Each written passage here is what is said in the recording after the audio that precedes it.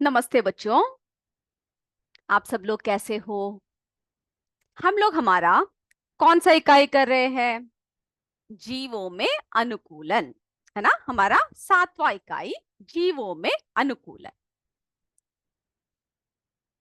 तो मेरे बच्चों, पिछले कक्षा में हमने क्या क्या पढ़ा? जीवों में अनुकूलन हमने जो है क्या पढ़ा कि जीव यानी सबसे पहले हमने वासस्थान के बारे में चर्चा किया, है ना।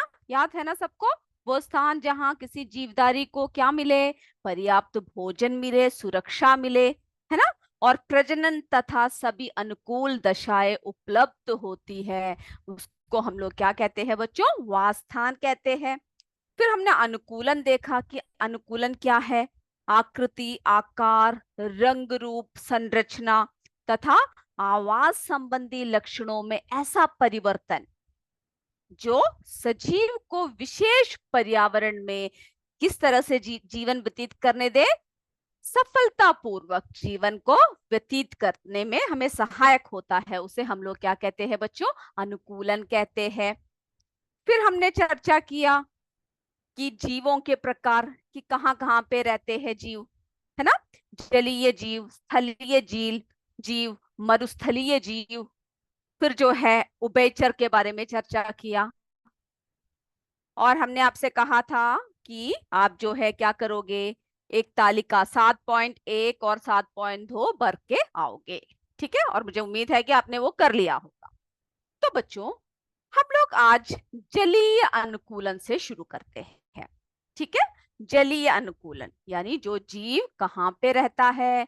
जो जीव जल में रहता है, ठीक है। तो जलीय अनुकूलन, तो जब हम लोग जलीय अनुकूलन की बात करते हैं तो अगर हम लोग ज्यादा देर तक पानी में रहे तो क्या होता है बच्चों? हम लोग क्या बहुत देर तक पानी में रह सकते हैं?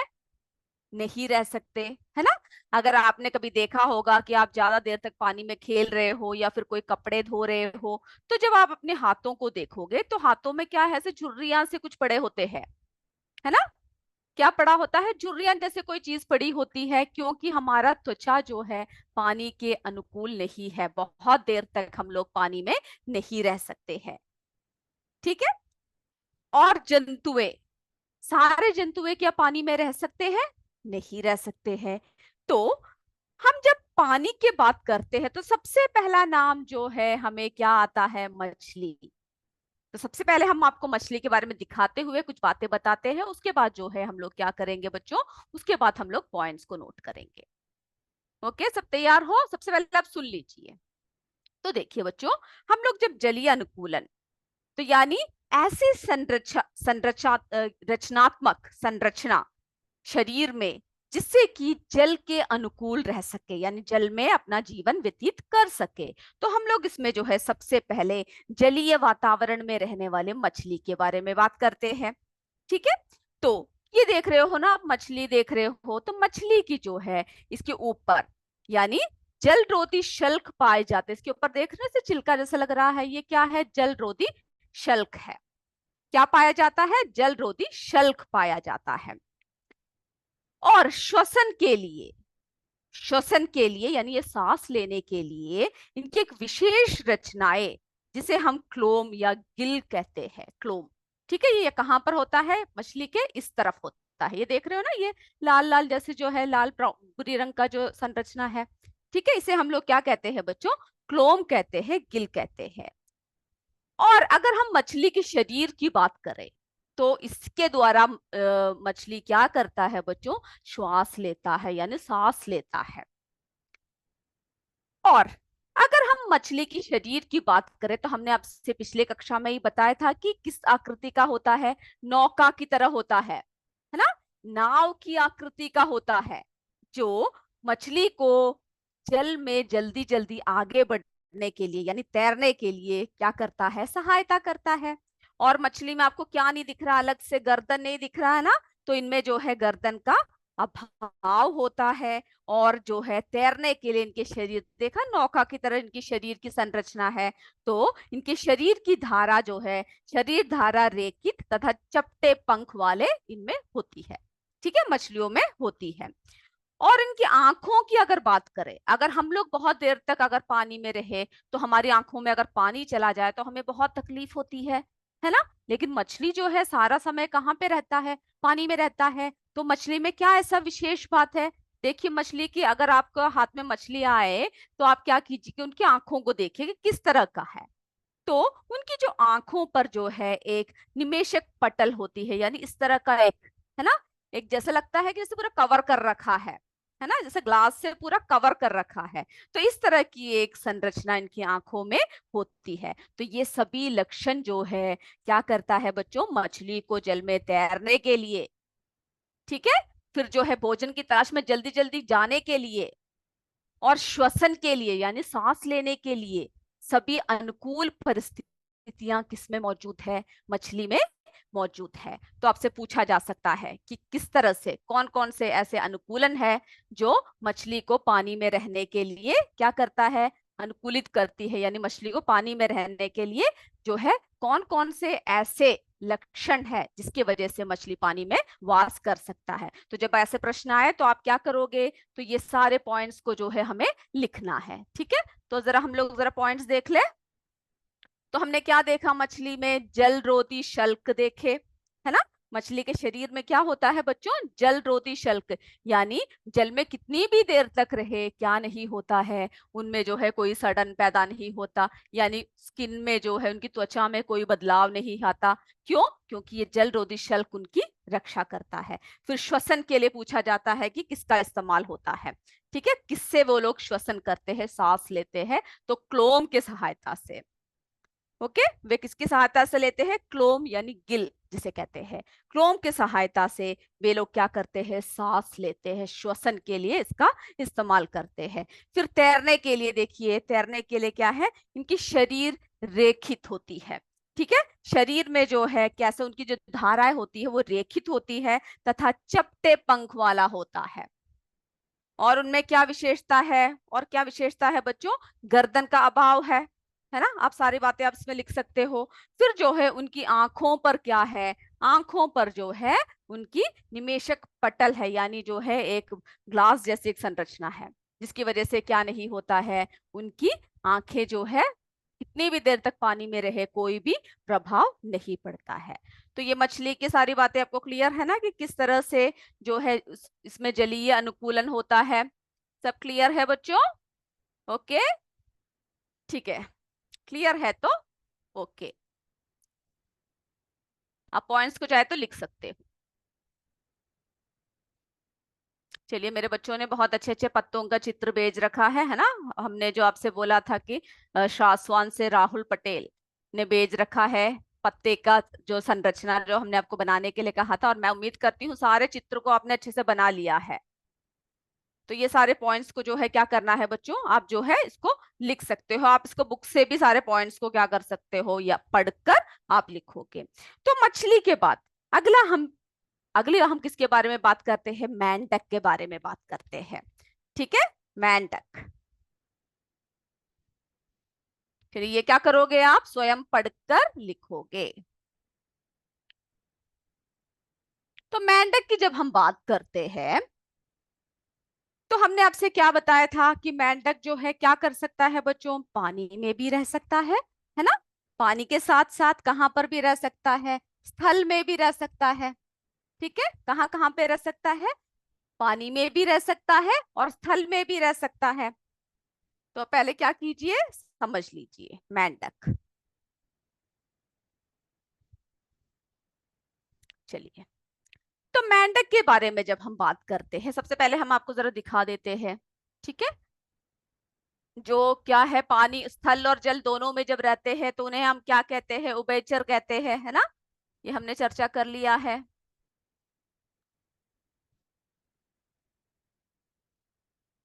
तो देखिए बच्चों, पहले आप समझ लीजिए मेंढक। तो जब हम लोग किसके बारे में बात कर रहे हैं, जब हम लोग मेंढक के बारे में बात कर रहे हैं तो हम लोग क्या देखते हैं कि मेंढकों में क्या है, मेंढकों में क्या है बच्चों, मेंढक में जो है वो जल में भी रह सकते हैं और स्थल में भी रह सकते हैं, ठीक है। मेंढक जो है जल में भी रह सकते हैं और स्थल में भी रह सकते हैं। और मेंढक के ये पैर देख रहे हो आप, मेंढक के जो है पश्चपाद, यानी जो इसके पीछे के जो पैर है, ये देख रहे हो किस अलग आकृति का है। तो इनके जो पश्चपाद है यानी जो पाद जाल, पीछे के जो पाद है यानी पाद जाल है, वो क्या कर सकता है, वो जल में तैरने के लिए, ठीक है, जल में तैरने के लिए सहायक होता है। कहाँ तैरने के लिए सहायक होता है बच्चों, जल में तैरने के लिए ये क्या है, ये सहायक है। देख रहे हो ना आप, इसके जो पीछे के क्या है, पाद जाल जो है, पैर जो है, ये जो है जल में तैरने में, और इनकी जो लंबी मांसपेशियां है, लंबी मांसपेशियां क्या है, इनको किस लिए सहायता करती है, भूमि पर कूदने। अगर आपने कभी मेंढकों को देखा होगा तो आप क्या देखते हो कि मेंढक जो है भूमि पर जो है वो भी ऐसे उछल उछल के जाता है ना। आपको बहुत मजा आता है जब आप मेंढकों को देखते हो तो ये जो है भूमि पर कूदने में क्या होता है, इनकी लंबी मांसपेशियां सहायक होती है ना। और इसके अतिरिक्त क्या होती है, इनकी जो त्वचा, ये देख रहे हो इनकी त्वचा, तो इनकी त्वचा जो है क्या कर सकते हैं, जल में, जब वो ये जल में रहते हैं तो ये त्वचा द्वारा सांस लेते हैं, ठीक है। याद रखना, जब मेंढक जल में रहते हैं तो वे अपनी त्वचा के द्वारा सांस लेते हैं, और जब स्थल में रहते हैं यानी जब बाहर, यानी जल से जब बाहर आते हैं, तब क्या करते हैं, ये अपने फेफड़ों द्वारा सांस लेते हैं, ठीक है, फेफड़ों द्वारा श्वसन करते हैं। तो जल में किस किस द्वारा ये लोग श्वसन करते हैं, त्वचा द्वारा, और जब बाहर यानी स्थल पर आते हैं तो अपने फेफड़ों द्वारा ये सांस लेते हैं। तो ये बात क्लियर है मेंढकों की, ठीक है। अगर आपसे कोई पूछा जाए कि मेंढकों के बारे में लिखने के लिए, तो सबसे पहले क्या है, उभयचर है मेंढक, है ना। आपको पता है कैसे जानवर उभयचर होते हैं, जो जल में और स्थल में दोनों रह सकते हैं। ओके, जो जल में और स्थल में दोनों रह सकते हैं। फिर जो है, फिर हमने क्या देखा मेंढकों के बारे में, हमने क्या देखा बच्चों, कि मेंढकों के जो पाद जाल है,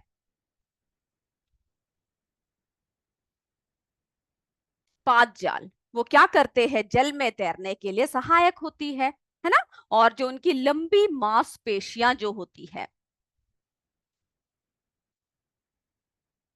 जो लंबी मांसपेशियां जो होती है, वो क्या करती है, वो जो है उन्हें भूमि पर कूदने में सहायता करती है, ठीक है। पादजाल जो है पानी में तैरने में सहायता करती है, मांसपेशियां जो है भूमि पर कूदने में सहायक होती है। और इसके अतिरिक्त फिर हमने कौन सा पॉइंट आपको बताया था कि ये जो है जल में, जब जल में रहते हैं तो कैसे सांस लेते हैं, किसके द्वारा सांस लेते हैं, जब जल में रहते हैं तो त्वचा द्वारा, ठीक है। ये दो चार पॉइंट्स अगर आप याद रखोगे तो क्या होगा, आपको जो है इसके बारे में, जब मेंढक के बारे में जब लिखने को बोला जाए तो आप ये सारे पॉइंट्स जो है इसमें ठीक से लिखिएगा, ओके, तो कंप्लीट हो जाएगा ये।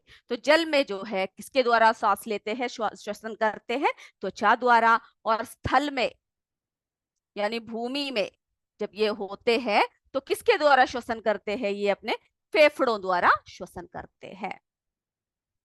ओके, इतनी बातें क्लियर हो गया ना बच्चों। चलिए, तो हमने अभी किसके बारे में बात कर लिया, मेंढक के बारे में बात कर लिया। अब जो है, जब हम जंतुओं के बारे में बात कर रहे हैं, उसी तरह से अब हम किसकी तरफ चलते हैं, जलीय पौधों की तरफ चलते हैं। ओके, आपने देखा होगा ना, जल में जो है बहुत सारे छोटे छोटे पौधे होते हैं। आपने कभी आम के पेड़ को, या फिर आपने कभी भी नीम के पेड़ को, है ना, कभी भी देखा है कि आप जल में रहते हुए देखा है कि आपने नहीं देखा, है ना। तो जल में जो है अलग अलग तरीके से क्या होता है, पौधे होते हैं, उसके बारे में हम अभी चर्चा करेंगे। पहले हम आपको फोटोज दिखाएं। ओके, तो मेरे बच्चों ने बहुत सुंदर सुंदर चित्र बनाकर भेज रखा है। मैं जो है क्लास खत्म करने के बाद मैं आप सबके चित्रों को देखूंगी, ठीक है। नमन ने भेज रखा है, साक्षी ने भेज रखा है ना, बहुत सारे, मुस्कान ने भेजा हुआ है, रीमा कुमारी ने भेज रखा है। मेरे बच्चों ने बहुत ही प्यारे प्यारे चित्र बनकर मुझे, सारे डायग्राम्स मुझे भेज रखा है। और मैं क्या करूंगी, अभी हमारे पास समय नहीं है, इसीलिए मैं जो है क्लास खत्म करने के बाद आप सबके चित्रों को मैं देखूंगी। ओके, बहुत खुशी हुई कि आप इतने सुंदर सुंदर चित्र बनाते हो। चलो, तो अब हम लोग किसके बारे में बात कर रहे हैं बच्चों? हम लोग जो है जलीय पौधों के बारे में बात कर रहे हैं। तो जलीय पौधों के बारे में हम लोग लिखने से पहले क्या करेंगे? चलिए हम लोग आपको पहले चित्र दिखाएंगे, ठीक है, और उसके जरिए पहले हम लोग समझेंगे। चलिए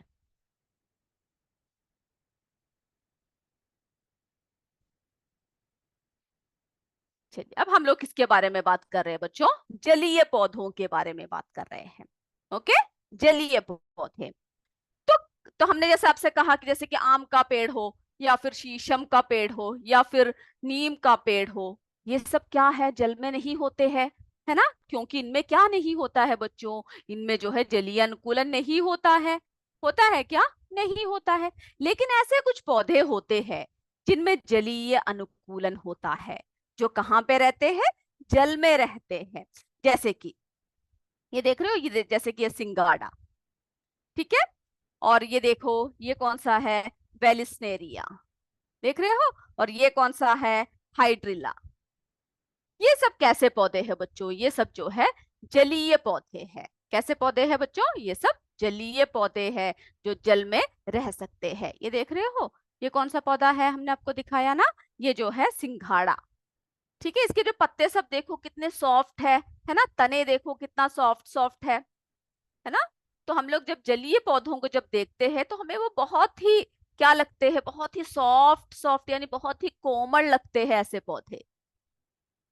आप ध्यान दीजिएगा, अगर आपने अभी तक ध्यान नहीं दिया तो जब भी आप जलीय पौधों को देखो तो क्या क्या उनमें जो है विशेषताएं पाई जाती है।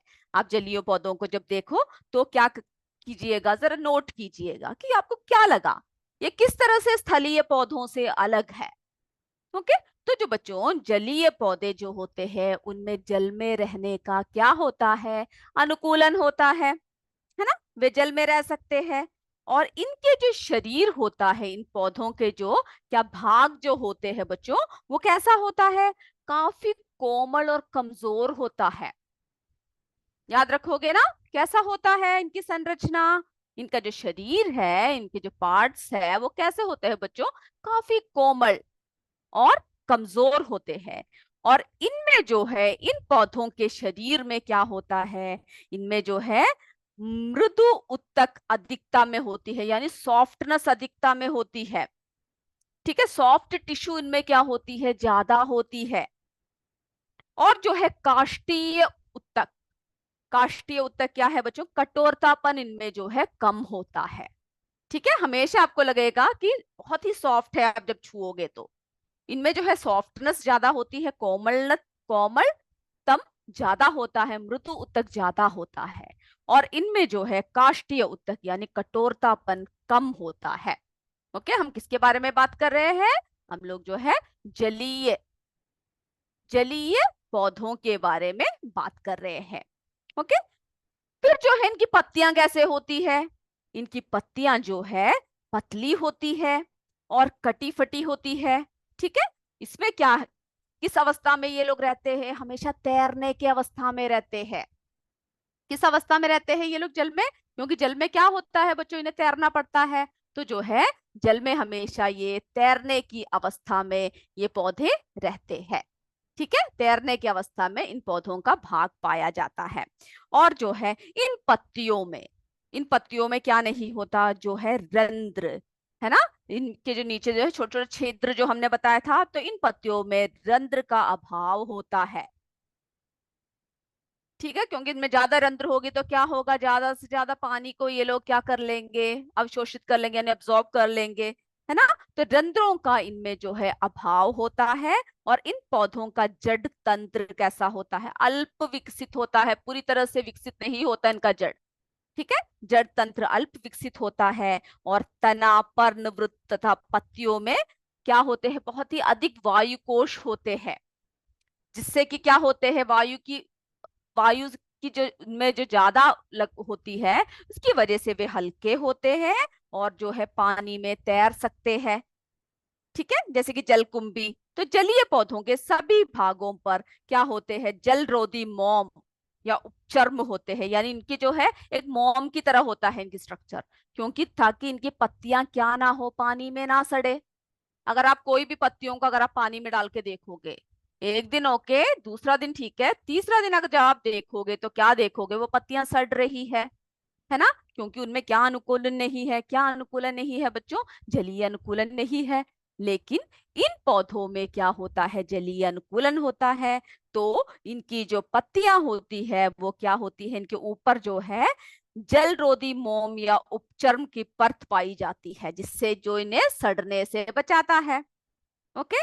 तो इन्हीं लक्षणों की वजह से ये पौधे जो है जलीय वातावरण में कैसे रह सकते हैं, जलीय वातावरण में सफलतापूर्वक जीवन व्यतीत करते हैं। तो इतने सारे पॉइंट्स आपको पता लग गया बच्चों।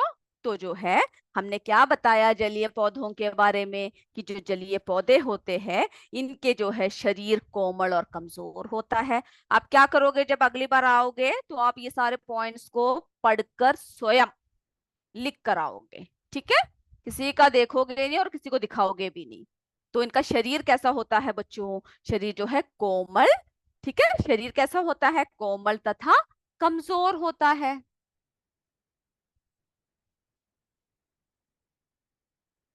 ओके, कोमल तथा कैसा होता है, कमजोर होता है।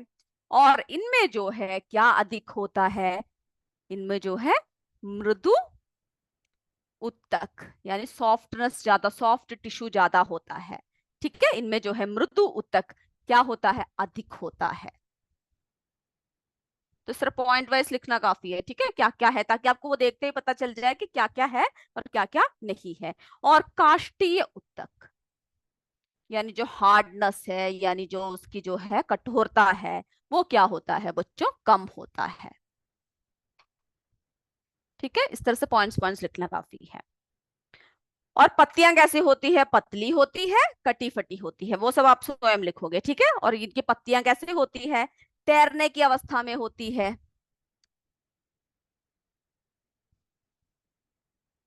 ठीक है, तैरने की अवस्था में होती है।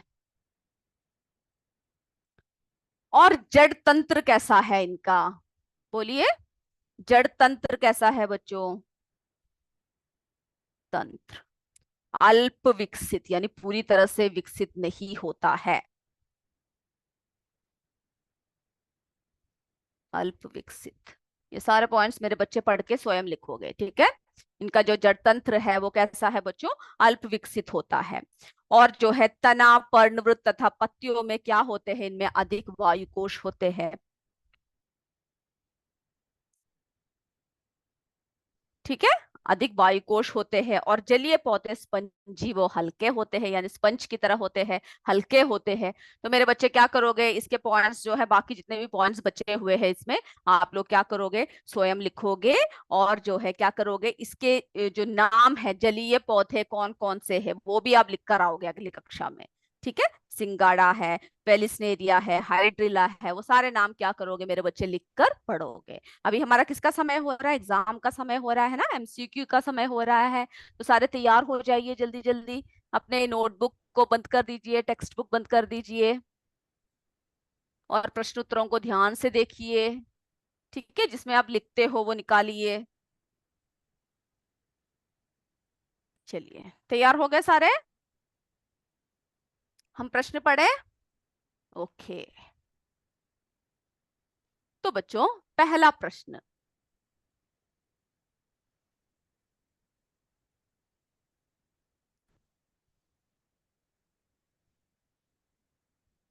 पहला प्रश्न देखिए आप। पहला प्रश्न, वो स्थान जहां पर किसी, पहला प्रश्न को ध्यान से देखिए, ऑप्शन हम आपको दिखाएंगे। वह स्थान जहां पर किसी जीवधारी को पर्याप्त भोजन, सुरक्षा, प्रजनन तथा सभी अनुकूल दशाएं उपलब्ध हो, उस स्थान को क्या कहते हैं, उस स्थान को हम क्या कहते हैं।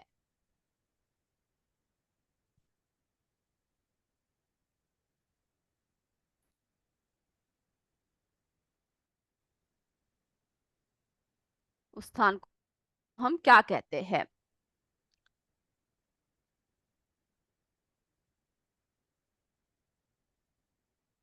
स्थल, बी वास्थान, सी भूमि। एक मिनट रुकिए बच्चों, हम आपको एक और बार दिखाते हैं।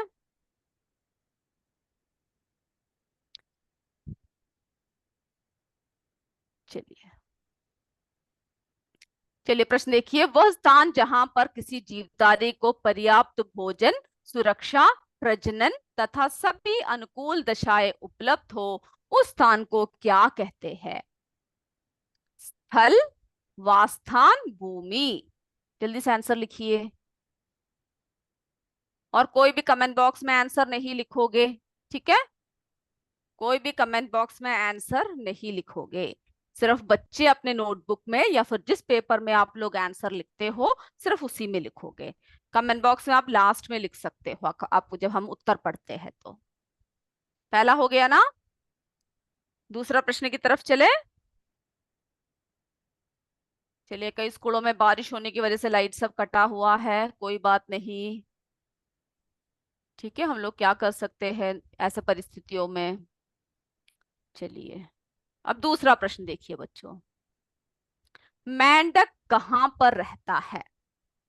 मेंढक कहाँ पर रहता है? ए स्थल में, बी जल में, सी स्थल और जल दोनों में। जल्दी से बोलिए, मेंढक कहाँ पे रहता है? जो भी कमेंट बॉक्स में उत्तर टाइप कर रहे हैं वो मत कीजिए प्लीज। यूपीएस भोरकाला, आंसर्स अभी टाइप नहीं करना है। मेंढक कहाँ पे रहता है? मेंढक कहाँ पर रहता है? स्थल में, जल में, सी स्थल और जल दोनों में। जल्दी से आंसर लिखिए।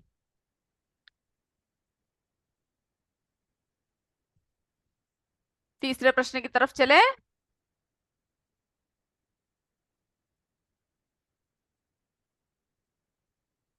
रेगिस्तान में पाए जाने वाले जीवों को, रेगिस्तान में पाए जाने वाले जीवों को डैश कहते हैं? क्या कहते हैं बच्चों? ए मारू जीव, बी स्थलीय जीव, सी मरुस्थलीय जीव।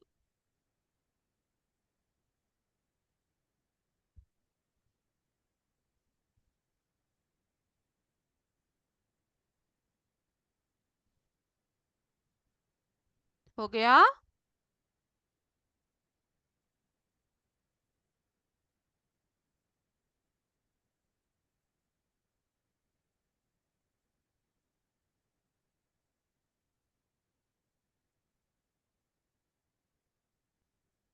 चौथा प्रश्न। मछली डैश द्वारा सांस लेती है? मछली डैश द्वारा सांस लेती है? ए गिल्स द्वारा, बी त्वचा द्वारा, सी पंखों द्वारा।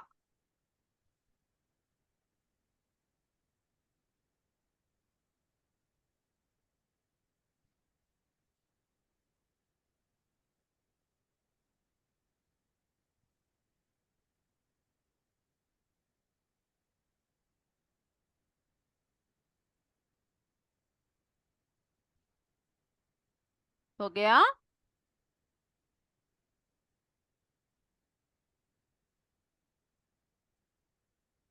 पांचवा प्रश्न।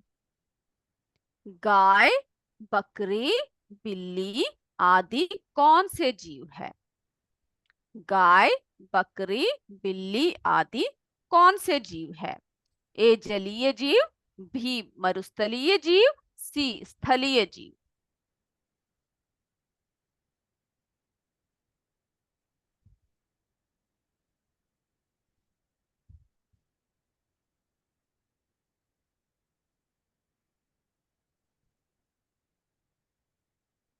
6वां प्रश्न।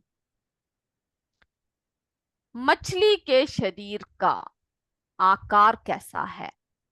मछली के शरीर का आकार कैसा है? ए नाव के जैसे, बी घर के जैसे, सी पेड़ के जैसे। जल्दी से आंसर लिखिए।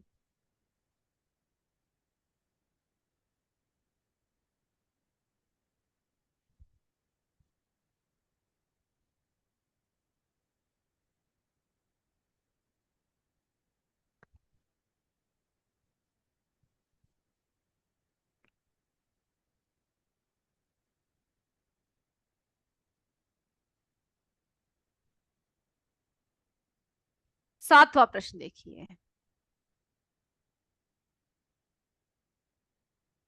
हमने आपसे कहा ना कोई भी आंसर्स जो है चैट बॉक्स में नहीं लिखेगा।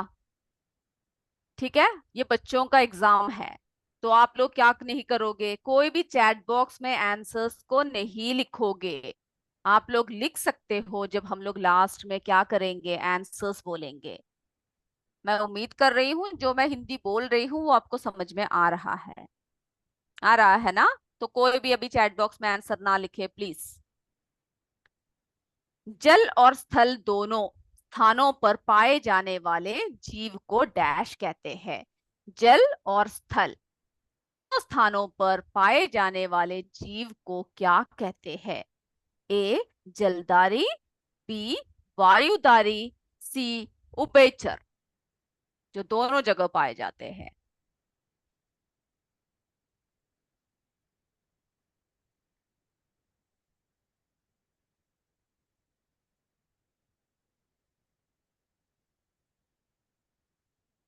हो गया?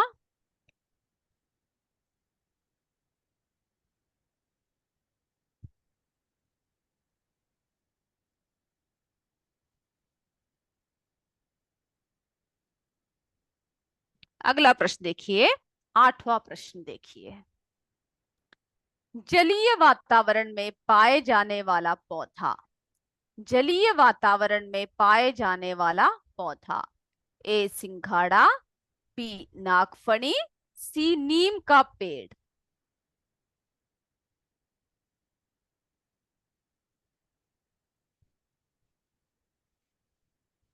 जल्दी से आंसर लिखिए।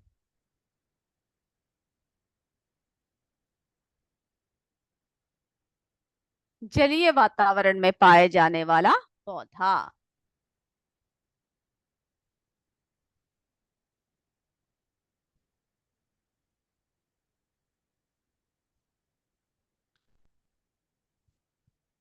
9वां प्रश्न देखे,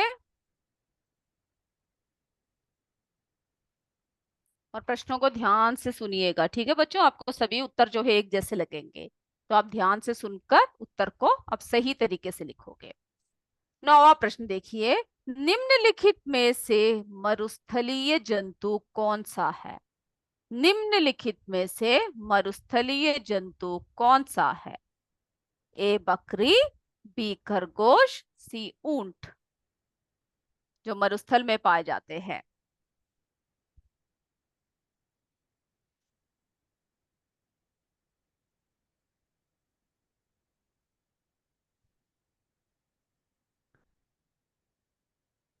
हो गया बच्चों?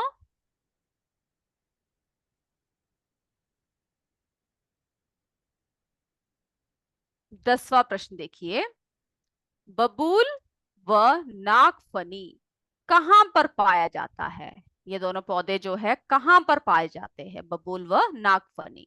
ए मरुस्थल में, बी जलीय वातावरण में, सी दोनों में से कोई भी नहीं।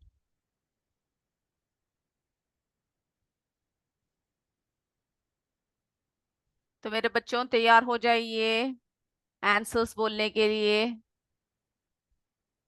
हम लोग शुरू कर दे आंसर्स। ओके,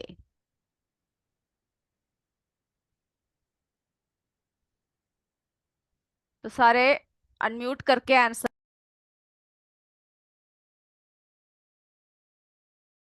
तो बच्चों आज की कक्षा जो है हम लोग अब यहीं पे समाप्त करते हैं।